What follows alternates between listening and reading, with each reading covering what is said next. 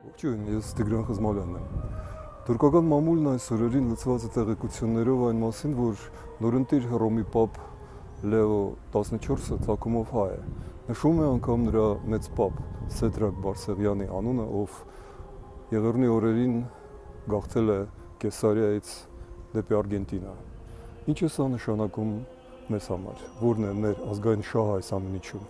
Արդյոք դա կդառնա նոր կենացների առիթ դիփ հայ ժանրից, ոչ, սա պետք է լինի հնարավորություն, սա պետք է լինի տնային աշխատանք, որը անհրաժեշտ է կատարել։ Սա նշանակում է, որ մեր անխուսափելի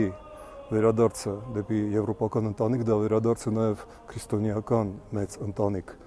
հզոր, հարուստ եւ ապահով։ Սա նշանակում է, որ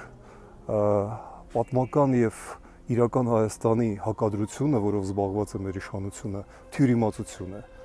Սա նշանակում է, որ չկա Եվրոպա առանց քրիստոնեության, ու չկա քրիստոնեություն առանց Հայաստանի, եւ չի կարող լինել Հայաստան առանց քրիստոնյա Եվրոպայի։